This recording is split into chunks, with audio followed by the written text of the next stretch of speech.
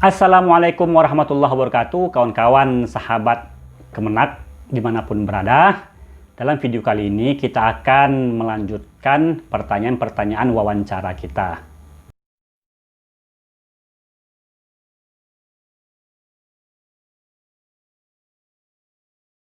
Oke kawan-kawan, langsung saja kita akan melanjutkan pertanyaan kita, yaitu pertanyaan ke-9. Bagaimana pendapat saudara jika berbenturan antara kepentingan individu atau kepentingan institusi? Nah, maka dalam hal ini, misalnya jika kita kerja nih, kemudian ada saudara kita ataupun keluarga kita yang membutuhkan kita langsung. Nah, sementara di tempat kerja kita juga dibutuhkan juga. Nah, mana yang mau kita pilih? Dan kawan-kawan perlu ingat bahwa ketika kita memilih kepentingan institusi itu bukan berarti kita meninggalkan keluarga, tidak. Tetapi kita punya tanggung jawab juga kepada institusi kita. Kita punya tanggung jawab juga kepada rakyat bahwa misalnya apalagi dia seorang pejabat, apakah itu dia di pejabat pemerintahan ataupun dia sebagai ASN, maka tanggung jawab dia kepada negara yang mereka ini digaji oleh rakyat, maka ada pertanggungjawaban itu. Dan tentu saja ini bukan soal pertanggungjawaban, tapi sejauh mana komitmen kita untuk memajukan bangsa dan negara. Nah, jadi jangan dipandang kita memilih institusi ini berarti kita meninggalkan keluarga, tidak. Ini adalah bahkan bisa kita sebut sebagai perjuangan juga.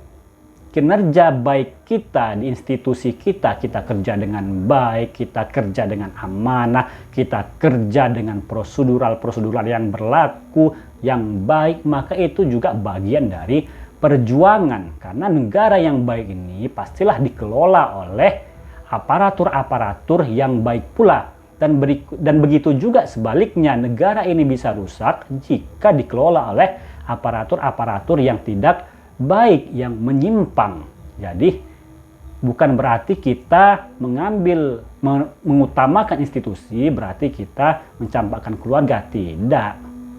Pertanyaan yang ke-10, bagaimana pendapat saudara jika ada sekelompok orang melakukan sweeping? Jelas dalam hal ini kita berpedoman kepada undang-undang dan peraturan yang berlaku. Siapa yang boleh melakukan sweeping, siapa yang boleh melakukan penindakan, siapa yang boleh melakukan sanksi hukum, maka itu ada aturan-aturannya, ada aparat. Maka sebagai warga negara kita tidak dibenarkan untuk melakukan tindakan-tindakan yang di luar hukum. Pertanyaan yang ke-11, apa pendapat saudara jika pimpinan Anda berpendidikan rendah? Maka dalam hal ini, siapapun pemimpin kita, maka kita sebagai misalnya bawahannya harus menghormatinya.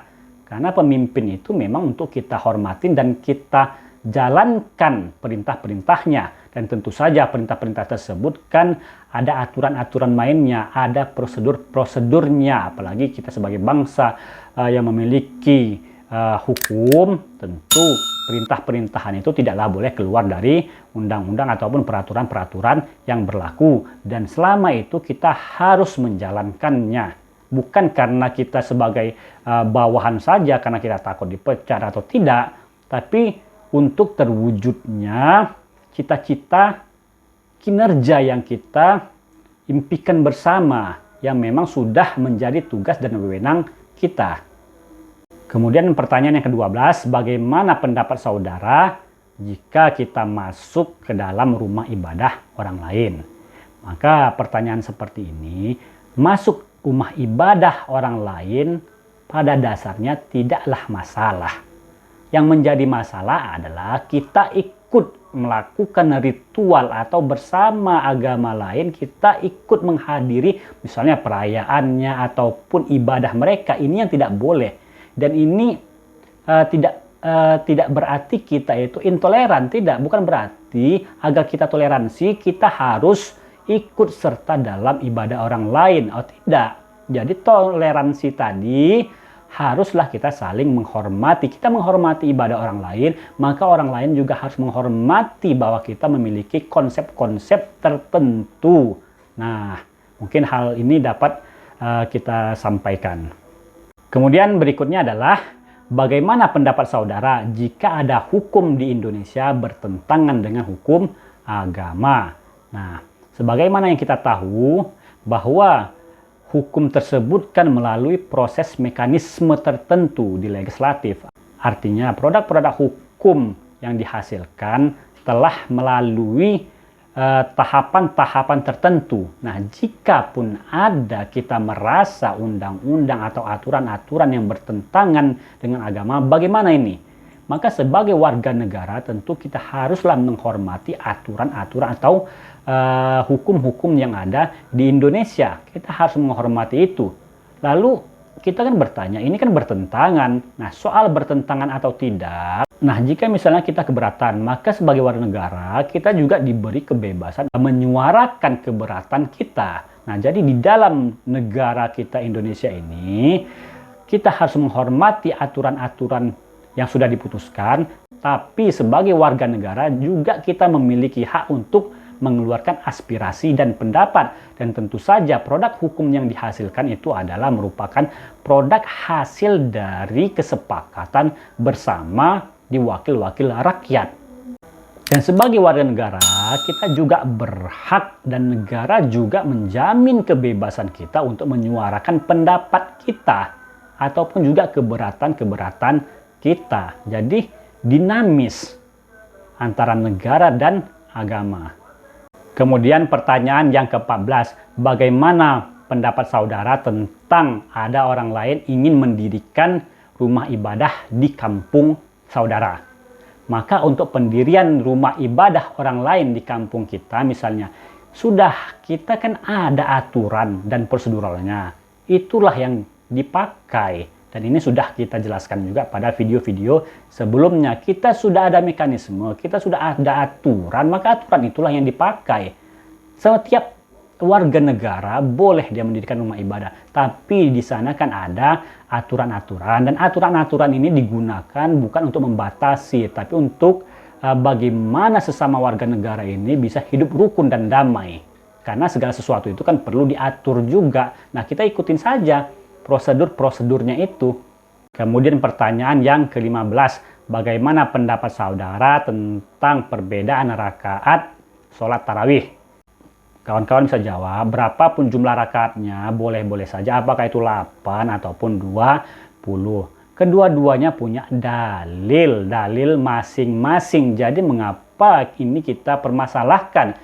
Yang ingin 8 rakaat silahkan, yang 20 rakaat silahkan. Nah, inilah yang harus kita lakukan. Kita saling menghormati, saling ada dalil. Justru hal-hal yang khilafiyah ini tidak perlu kita angkat-angkat, kita ungkit-ungkit. Kita harus saling memahamin. Dan tentu saja pemahaman inilah yang harus kita kembangkan. Sama-sama ada dalilnya kok, sama-sama ada petunjuknya kok. Mengapa kita ribut tentang apakah 8 rakaat maupun 20 rakaat. Begitu juga tentang misalnya sholat subuh pakai kunut atau tidak. Tak perlu kita masalahkan itu, karena para ulama juga membolehkan, dan ada yang memakai, ada yang tidak. Nah, justru kita ribut di masalah orang kunut atau tidak kunut misalnya, tetapi justru kita diam kepada orang yang tidak sholat malah. Nah, ini kan justru malah sangat aneh jadinya. Kemudian pertanyaan berikutnya adalah, bagaimana pendapat saudara tentang pembubaran Syiah dan Ahmadiyah yang dilakukan oleh sekelompok orang? Maka untuk masalah ini kita tegaskan lagi bahwa Indonesia ini negara hukum, ada aturannya, ada undang-undangnya. Nah, jadi jika kita mendapati sekelompok ataupun kita anggaplah sekte-sekte misalnya, maka hal tersebut kan bisa kita laporkan kepada pemerintah setempat. Nah, dan pemerintahlah yang akan bergerak untuk mengatasi masalah ini. Dan jika misalnya terjadi tengah-tengah masyarakat kita, maka para kelompok-kelompok di tengah masyarakat ini beserta dengan tokoh-tokoh bisa melakukan rembuk misalnya, atau duduk bersama mencari tahu, kemudian bertabayun, kemudian berkoordinasi dengan pemerintah untuk menyelesaikan masalah ini, sehingga konflik-konflik tidak akan menjadi melebar. Karena kita khawatirkan juga antara kelompok-kelompok yang ingin melakukan pembubaran, kemudian kelompok-kelompok yang ingin dibubarkan, kita khawatirkan terjadinya konflik yang lebih serius lagi, maka libatkanlah pemerintah. Kita harus berkoordinasi dengan pemerintah terkait hal-hal tersebut.